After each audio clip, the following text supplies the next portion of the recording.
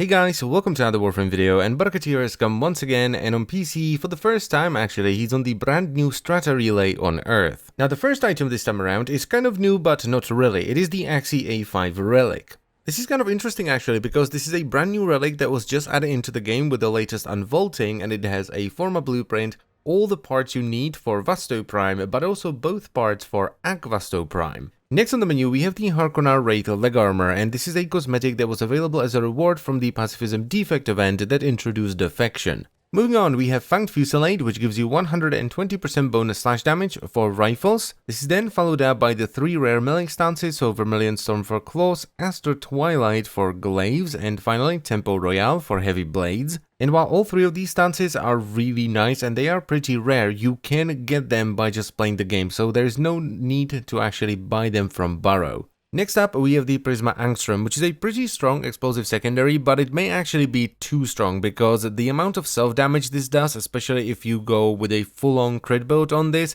is far too much for any Warframe to take. He also brought the Prisma Grakata, which is a very solid rifle. It has balanced damage distribution, good status, good crit, and an above average crit multiplier with ridiculous fire rate. The only downside of this one is that it kicks like a bloody mule. Next on the list is the Twin Grakata's Tausan skin, which I don't think looks amazing, but I like what it does because it takes the Twin Grakatas, which kind of look used and worn out, and it makes them look brand new, which is pretty cool. Then he brought the Prisma Urusiandana, which is fairly new I think. I think this is only the second, maybe third time he brought it, and it's not a bad looking Siandana, it does look pretty good. Now following that we have a full set of the Teer armor, so the chest plate, the shoulder plates, and the leg plates. Now I personally don't use this set too terribly much, but it does look pretty nice on certain Warframes, like for example Boobum Prime. Moving on, we have the Nexus Fur pattern, which is a skin of sorts for your Kubro companions, and that is followed up by the Teer arrows, which is by far my favorite arrow skin.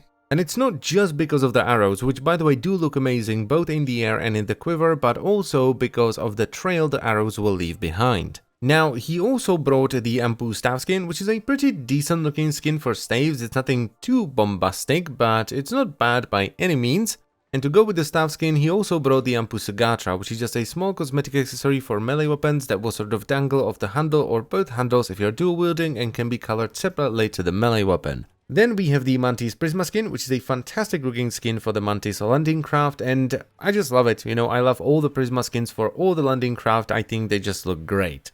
Now, we also have some operator cosmetics, starting off with the Teer Atmos earpiece, which just looks ridiculous. I mean, why would you do this to little shit Prime? He doesn't deserve this. And there is also the standard Teer earpiece with the solo version as well. These are the same, it's just that one is for both ears and the other one is just for one. And we are slowly nearing the end with the Baro Teer glyph, which is exactly what you would expect, a Baro Teer glyph. There is also the Inaros tomb scene, which has the entire tomb from the Sons of Inaros questline, which, as always, is the final item on the menu, and it's also the item you need to get the Inaros Warframe. Now, my recommendation this time around would be to get Fanged Fusillade if you don't like doing Tridown hunts, because you can get Fanged Fusillade that way, and probably Prisma Grakata as well, because it is a very solid rifle. You don't really need to buy the stances, as I've said already, especially now since you can actually farm them in Orb Valleys. Prisma Angstrom is way too dangerous for me to recommend. I just hate that weapon with a passion, and everything else is cosmetic.